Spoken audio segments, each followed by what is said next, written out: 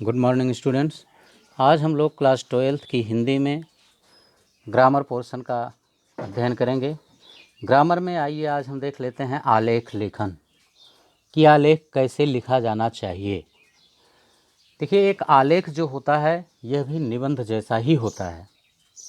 आलेख और निबंध में अंतर केवल इतना होता है कि निबंध में संकेत बिंदु या विचार बिंदु होते हैं, वह कई पार्टों में विभक्त होता है, लेकिन आलेख में ये बातें नहीं होती हैं।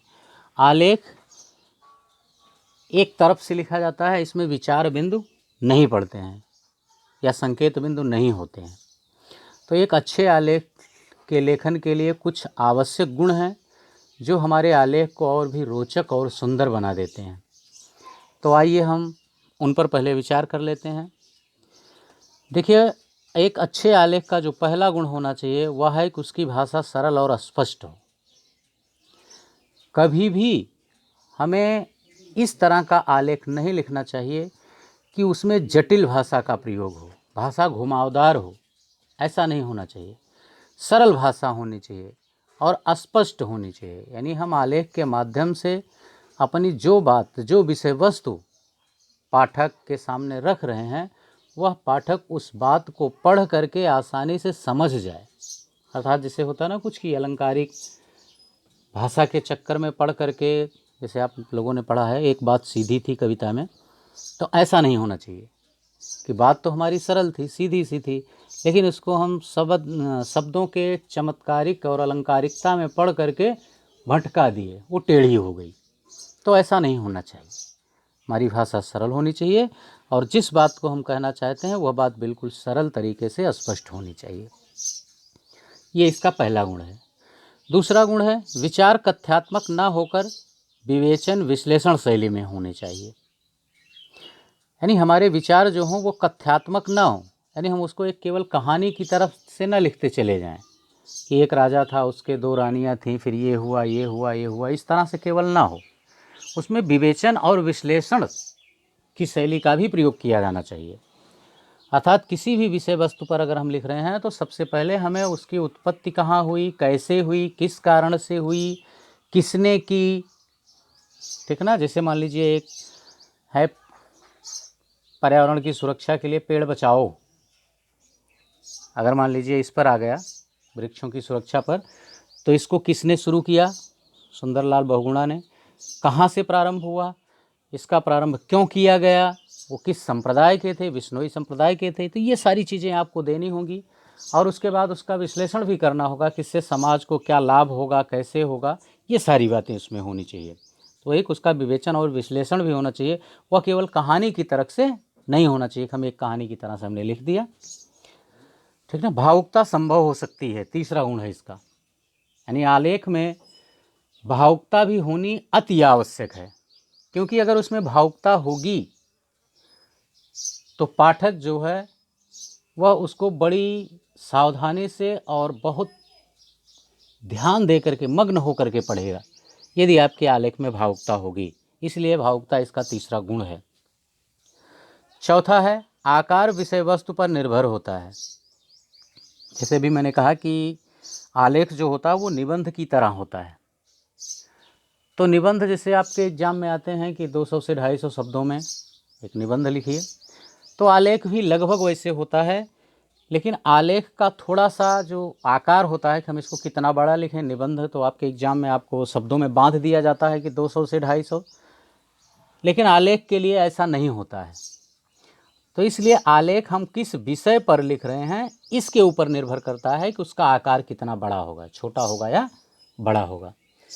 क्योंकि जैसे एक एग्जाम्पल हम देखते हैं कि जैसे एक बात, एक मुहावरा है कि दूर के ढोल सुहावने होते हैं। अब दूर के ढोल इतने सुहावने तो नहीं होते हैं कि उस पर 10, 15, 20 पन्ने लिखे जा सकें। लेकिन वहीं अगर हम दूसरा एग्जाम्पल देखते हैं तो अगर हम लिखते हैं समाजवाद पर, तो समाजवाद इतना छोटा भी नहीं कि जिसको हम 2-4 पन्ने में लिख डालें, ठीक है ना। तो इसी तरह से कि हमारी विषय वस्तु कैसी है आलेख का आकार जो होता है उस विषय वस्तु पर निर्भर करता है। जैसे हम दूर के ढोल सुहावने होते हैं, इस पर हम 15-20 पन्ना नहीं लिख सकते हैं, लेकिन कहीं समाजवाद की बात आ गई तो समाजवाद को हम 15-20 पन्ने में समेट भी नहीं सकते हैं। तो इसीलिए आलेख का जो आकार होता है वो हमारे विषय वस्तु पर निर्भर करता है। 5वां गुण है आलेख का, पाठक में जिज्ञासा उत्पन्न करने की शक्ति होनी चाहिए। यानी हमारे आलेख का, ये किसी भी आलेख का ये सबसे महत्वपूर्ण गुण होता है कि वह पाठकों में जिज्ञासा उत्पन्न करे, ताकि पाठक जो है वह पढ़ता रहे तो उसकी रोचकता, उसकी जिज्ञासा आगे की कहानियों में बढ़ती जाए, जिससे वह आपके पूरे आलेख को पढ़ सके। ऐसा ना हो कि वो ऊब करके और कहे कि यार इसमें तो कोई तथ्यात्मक बात है ही नहीं, उसको बीच में ही ब्रेक कर दे। ऐसा नहीं होना चाहिए। पाठक में जिज्ञासा उत्पन्न करने की शक्ति उसमें होनी चाहिए। 6ठा है, ज्वलंत मुद्दों पर या प्रसिद्ध विषयों पर हो, या किसी समारोह पर आधारित होना चाहिए, या किसी चर्चित व्यक्तित्व पर भी होना चाहिए, हो सकता है। तो आलेख के लिए आता है कि हम किस पर लिखें। तो कोई ज्वलंत मुद्दा हो। ज्वलंत का मतलब जो समाज में, देश में, हमारे राज्य में जो तत्काल हो। जैसे इस समय हम कोरोना एक ज्वलंत समस्या बनी हुई है हमारे देश के लिए नहीं, पूरे विश्व के लिए, तो इस पर भी आलेख हम लिख सकते हैं। बेटी बचाओ बेटी पढ़ाओ, यह भी एक हमारी सामाजिक समस्या है, इस पर लिख सकते हैं। दहेज प्रथा है, ठीक है ना, बस्ते के नीचे दबता बालपन, ये सारी विषय जो हैं उन पर हम आलेख आसानी से लिख सकते हैं।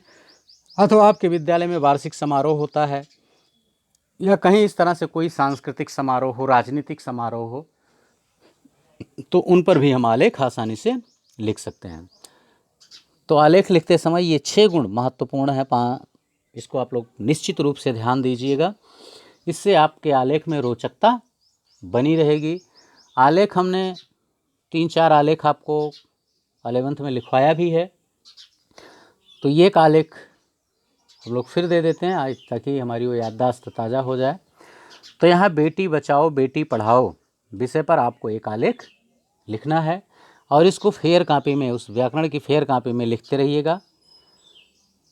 उम्मीद है कि एक अच्छे आलेख के गुण आपकी समझ में आ गए होंगे, और आप एक अच्छा आलेख बेटी बचाओ बेटी पढ़ाओ पर लिख लेंगे। आपको इस आलेख को लिखने में कोई समस्या नहीं होनी चाहिए। यदि यह वीडियो आपको पसंद आई हो तो इसे लाइक और शेयर करना ना भूलें। इसे अपने दोस्तों तक ज़रूर पहुंचाएं, ताकि आपके दोस्त भी इस वीडियो का पूरा लाभ ले सकें, उनका अध्ययन भी प्रभावित ना हो।